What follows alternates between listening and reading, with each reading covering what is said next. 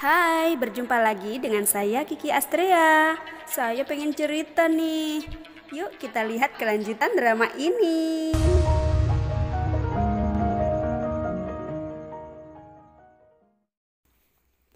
Vincenzo dan Chaeyoung berpamitan dengan para relawan yang membantu membakar gudang Bubble. Vincenzo dan Chaeyoung lalu bersantai di atas gedung sambil membicarakan rencana selanjutnya, yaitu anak perusahaan Bubble bernama Kimia Bubble yang berada tepat di depan gedung tempat mereka berdiri. Di tempat lain, Direktur Jang menawarkan diri pada Junwoo untuk melawan orang-orang yang membakar gudang Bubble. Namun Junwoo malah mencekiknya dan mengatakan kalau Jang Henseo hanya boneka Junwoo, jadi jangan terlena karena sering dipanggil direktur. Direktur Jang lalu keluar dan saat di mobil, dia sepertinya marah pada Junwoo.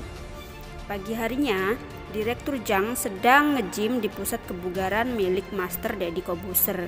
Ternyata Vincenzo juga berada di sana dan menyapa direktur itu hingga Vincent menyodorkan pertanyaan mengenai tips suksesnya yang dikaitkan dengan teori-teori filosofi gitu. Direktur itu seperti kebingungan, lalu direktur itu menyuruh Vincenzo pergi karena terlalu banyak bicara mengenai Bubble. Vincent pun pergi sambil berkata kalau direktur Jang bukanlah pemilik Bubble. Lalu Vincent memberitahu Chaeyoung mengenai pendapatnya itu. Chaeyoung juga merasa kalau Direktur Jang tidak terlihat pintar. Lalu siapakah direktur yang sebenarnya? Beralih pada Bu Choi pergi ke kantor Chaeyoung untuk mencari tahu mengenai Vincenzo. Di sana dia bertemu si Soleh yang berpura-pura menjadi Vincenzo. Bu Choi memperhatikan penampilannya dan tidak percaya kalau Soleh itu adalah Vincenzo. Bu Choi pun keluar. Lalu saat di luar dia melihat Chaeyoung berjalan bersama Vincenzo. Di sana Chaeyoung memperkenalkan Vincenzo, tetapi Vincent berpura-pura sedang sakit amandel agar Bu Choi tidak mengetahui suara asli Vincenzo. Beralih pada Junwoo yang dipanggil oleh pimpinan mengenai jabatan Junwoo, dan Junwoo diangkat menjadi pengacara rekanan. Junwoo pun sangat bahagia dan hendak mendatangi Chaeyoung. Namun sebelum itu Junwoo menelpon Direktur Jang yang sedang menghukum para petinggi perusahaan karena kebakaran di gudang.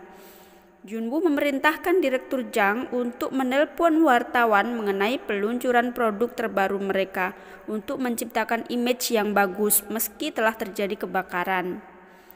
Setelah menelpon, Junwoo lalu datang ke kantor Chaeyoung dan mengatakan kalau dia telah diangkat menjadi pengacara rekanan.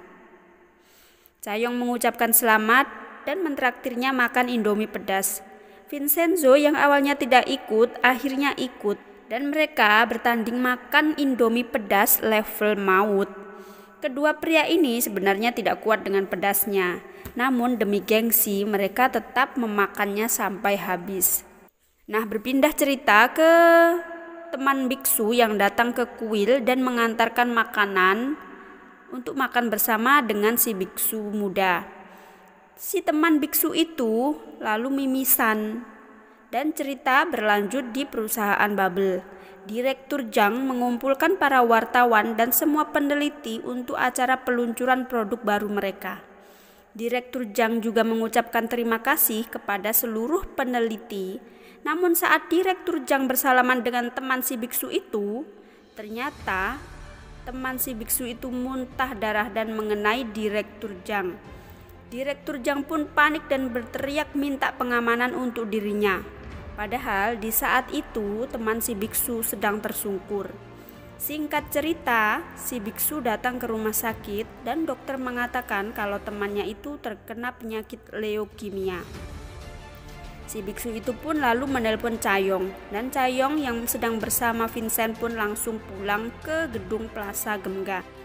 Di gedung Gemga, para penghuni gedung bersama si kepala biksu yang telah selesai dari pertapaannya itu pun akhirnya membuat sebuah rencana.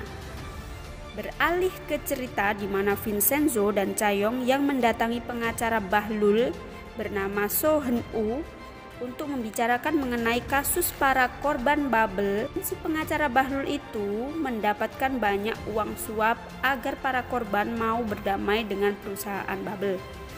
Vincenzo yang melihat-lihat sekeliling pun menaruh curiga terhadap sebuah lukisan yang berada di tempat itu. Lalu Vincenzo dan Cha-yong pun pergi. Vincenzo dan Cha-yong pergi menuju tempat para korban bubble dan mengajak mereka untuk tidak berdamai dengan bubble karena Vincent yang akan maju sebagai pengacara mereka. Awalnya para korban itu pun menolak, namun akhirnya mereka menyetujui karena percaya terhadap kemampuan Vincenzo. Akhirnya rencana pun dilaksanakan. Para biksu membuat sebuah upacara di gedung pengacara Bahlul, dan pengacara itu lalu diusir oleh para. Lalu Vincent dan Cha-yong menghampiri pengacara Bahlul itu dan mengatakan sesuatu mengenai berangkas tempat si pengacara itu menyimpan uang dan emas yang telah lenyap diambil oleh Vincenzo dan disumbangkan ke sebuah lembaga bantuan. Si pengacara Bahlul itu langsung menangis saat melihat berangkasnya telah kosong dan hanya ditinggali sebuah sertifikat tanda telah menyumbang. Lalu si pengacara itu tiba-tiba terbangun dan dia sudah berada di sebuah pulau yang tidak berpenghuni dengan keadaan tanpa busana, hanya memakai pakaian yang tipis. Dia dibekali dengan benih jagung dan bendera. Sama persis seperti di sebuah film yang saya lupa judul filmnya apa itu, tapi sering kok muncul di penelusuran di YouTube. Nah, lanjut. Pengacara itu pun melihat apartemennya berada tepat di seberang pulau tempat dia berada. Dia berteriak-teriak memanggil istrinya. Namun karena istrinya tidak mendengar, istrinya pun menelpon seorang polisi dan melapor kalau suaminya sudah 3 hari tidak pulang. Beralih pada Vincenzo bersama Cha-yong mendatangi firma hukum Wusang dan mengatakan kalau kasus bubble kini ditangani oleh Cha-yong dan Vincenzo. Vincent yang sedang memegang-megang sebuah timbangan keadilan lalu diingatkan oleh pengacara Han kalau benda itu harganya mahal. Di saat itu Vincent lalu membicarakan cara hidup manusia dengan sebuah filosofi gitu yang saya tidak paham. Bu Choi yang mendengar suara Vincent lalu membandingkannya dengan suara orang yang telah mengancamnya di Binatu. Setelah itu Vincent dan Cha-yong lalu pergi meninggalkan ruang kepala pengacara. Junwoo menghampiri mereka dan mengatakan agar Cha-yong tidak melawan bubble karena itu berbahaya. Namun mereka mengabaikan Junwoo dan lalu naik ke sebuah lift. Junwoo pun mengatakan kalau dia tidak akan mengalah lagi. Di gedung Plaza Gemga, semua orang memperlakukan Vincenzo secara istimewa. Si tukang jahit baju menjahitkan sebuah baju untuk Vincent dan Cha-yong.